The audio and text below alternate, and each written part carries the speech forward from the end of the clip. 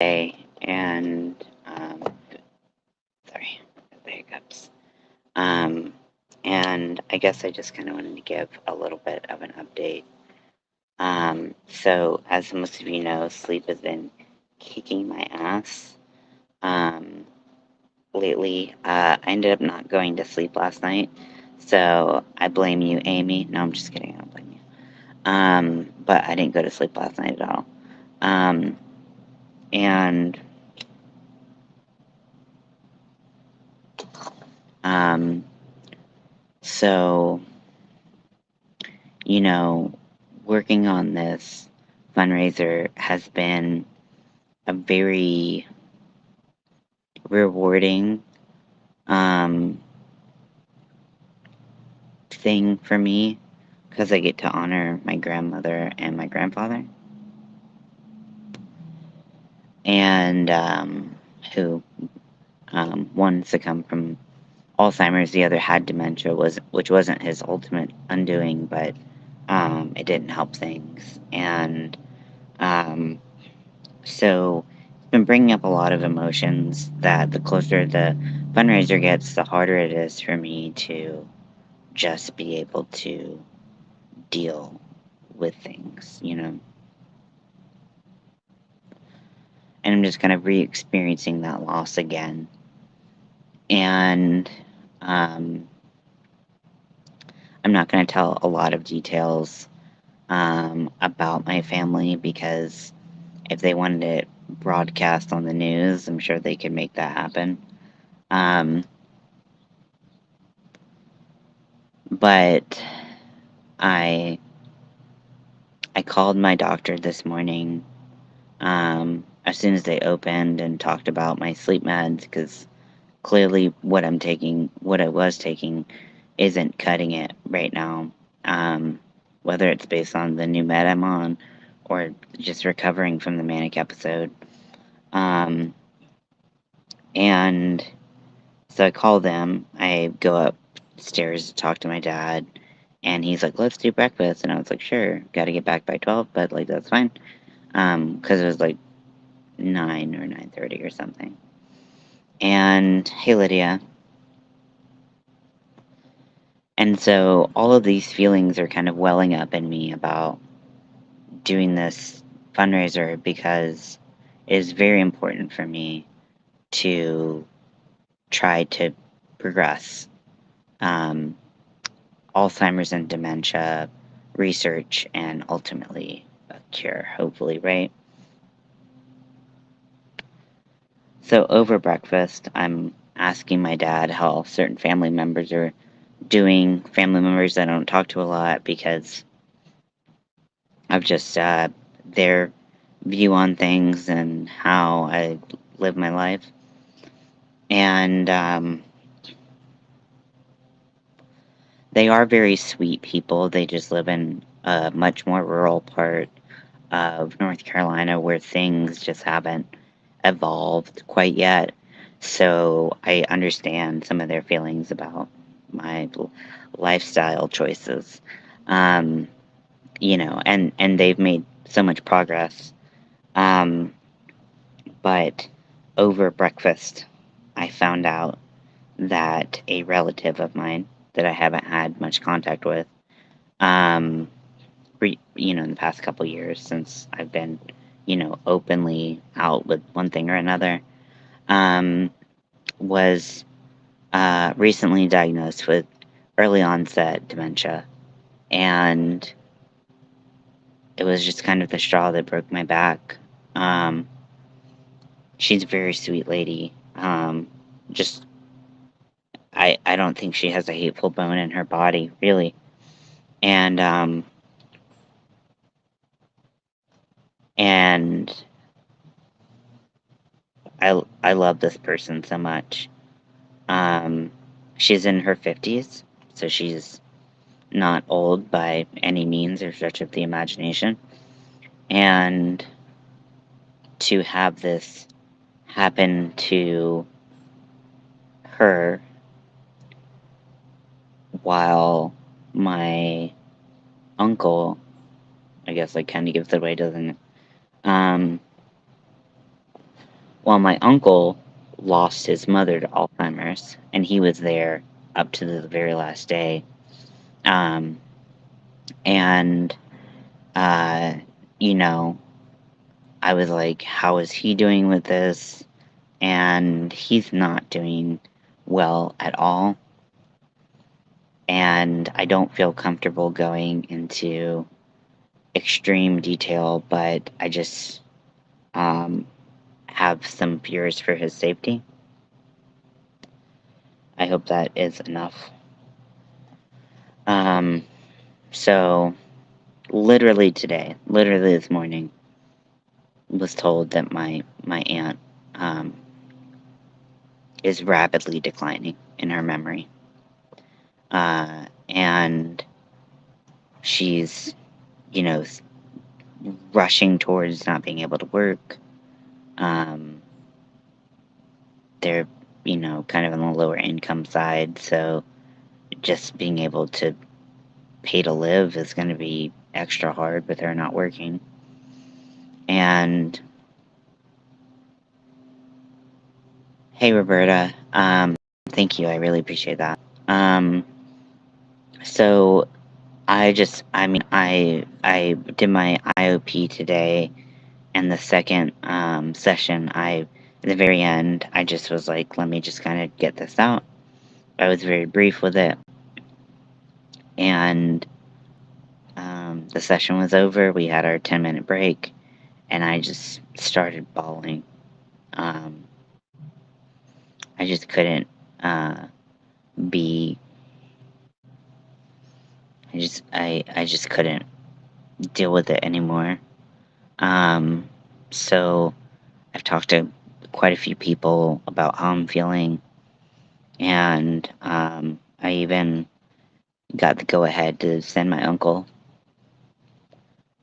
a text message um, to say just like, hey, like Mel and I love you. So sorry this is happening to you. If you need anything, like we love you and let us know. He hasn't responded yet, which he may not ever. Who knows? Um, if he didn't like me when he thought I was a lesbian, I, I think he'll like even less that I've chosen to be anything but love, and they, think I'm going to hell or, whatever they think. Um, and they've been nothing but nice to Melanie the whole time, even when they didn't agree with that lifestyle. Um, so, uh, So yeah, I just got some pretty devastating news, and if you watch my TikTok story, you could see me kind of busting at the seams towards the end, um, and that was what that was about. Is just finding that another family member is going through this and is gonna go through one of the hardest things that I think a person and their family can go through. Um, I just, you know, it's fucking hard, and I hate both of these diseases um, so much, and I wanted to do this um, fundraiser as a celebration of life, and the more I got into it, the more sad I got, and then now I have another living family member going through the same thing, and it breaks my heart. It breaks my heart for my cousins.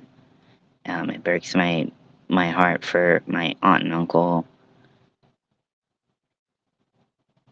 I don't know. It's just really hard. I know life is really hard for a lot of people, even if they don't have mental illness. I know that that life is really fucking hard. It will throw you the worst curveballs at the worst time, and that's just kind of what it is. But it doesn't make it suck any less. And I wish I just had more constitution right now to be able to get through these feelings, but unfortunately I don't. And um, I'm trying my best. As you can see, I'm smoking again. Um, I've been trying to lower my nicotine dosage to prepare for my top surgery because they're going to nicotine test me.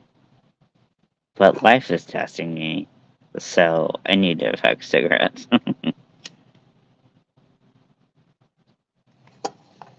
I don't think there's a more inhumane illness that a person can have. I know I've seen other people dealing with illnesses that will ultimately um, end their lives, and um, it's never easy. But to deteriorate mentally is I personally, and I'm not saying this is for everybody, but like personally, I just have such a hard time watching this happen to another person who I love, who loves me, and I don't want to make it about me, because it's clearly not. But like, I just I was talking to my older sister, and we don't talk much, but um, she has known for a little while or had some inclination based on things that my parents have said around her, and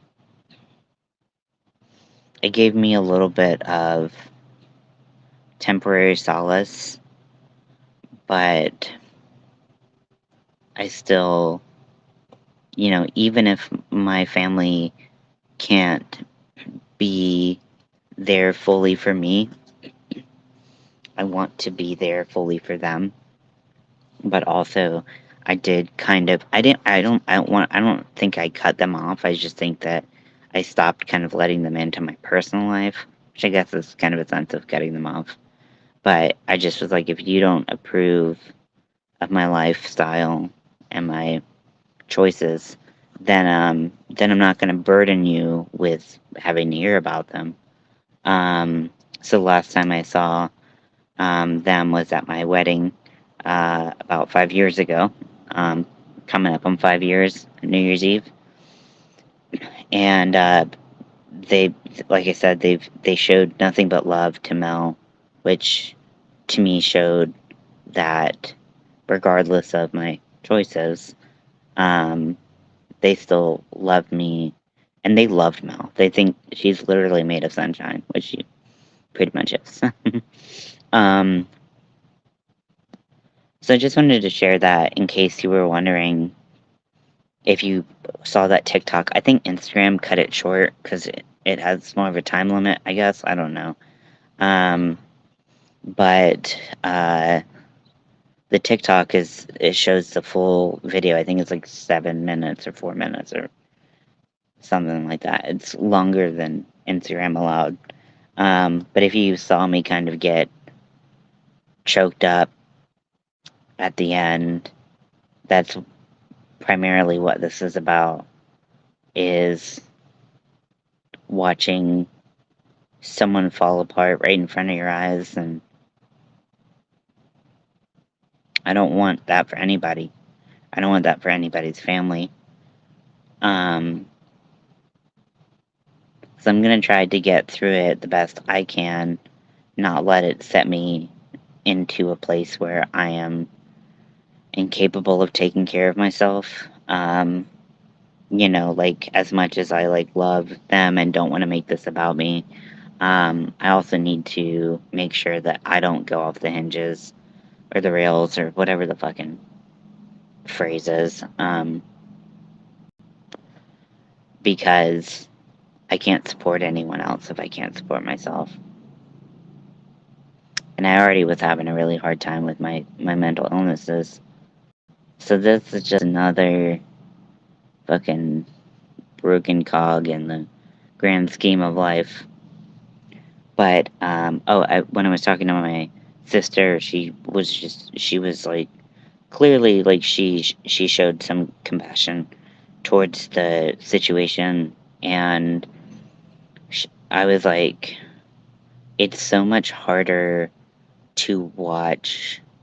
I was like, I feel like only these illnesses only happen to good people.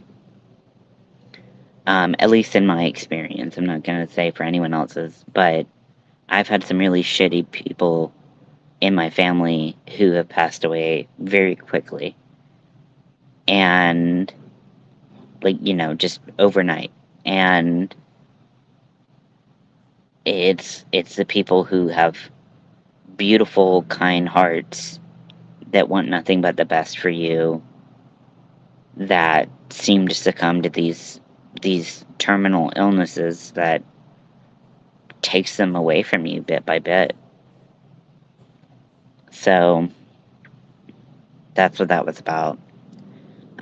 If you can come to my um, if you can come to my live stream, even if you don't have the money to donate, it would really mean a lot to me because this is growing increasingly personal by the day, and I wanted to make it a celebration of life, but I don't know if I'm going to be able to keep it together, and I really want to because I want this to be a celebration of life, not what we're losing, because loss is all around us and it fucking sucks. So that's my update. It's not much, I guess, to tell, but it's a lot to deal with. So I just appreciate all the love that I constantly get from you all. I really appreciate it. And I'll probably be live before the. Yeah. I mean, I wish I could take it like that, but I don't. Um, I remember, and I have memory problems. I've always had memory problems, so I can relate to how distressing it is to um, to not be able to remember something, but like it goes from being very much a them problem. They're struggling with the shame and the feeling that they have. Thank you, Lydia, and thank you, Roberta. I really appreciate it. But then it becomes not their problem anymore because they have no awareness of what's happening to them. And so while they're very scared and confused, they almost become the person, like a person you don't know. You don't know how someone's going to react or, you know, be in a situation like that. And so it kind of becomes like the family who has the hardest time with it. And I hate that for anyone who's dealing with that. I hate that for, um, I hate it. I hate it all. Kind of hate everything right now. But yeah, I have a therapy session with my wife, in 10 minutes. So I'm going to go, de-stinkify myself. I'm going to finish this cigarette. Ta-da! One step closer. Um, but thank you all for listening. I really appreciate it. I feel like I can share a lot with you all because I do feel like we're a pretty tight knit family here, and you all have given me so much support over the turbulent last couple of years of my life, and I just really appreciate it. So thank you all, and come to my fundraiser because I I I think I'll need the support if I'm being honest. So thank you all for watching, and I'll talk to you later.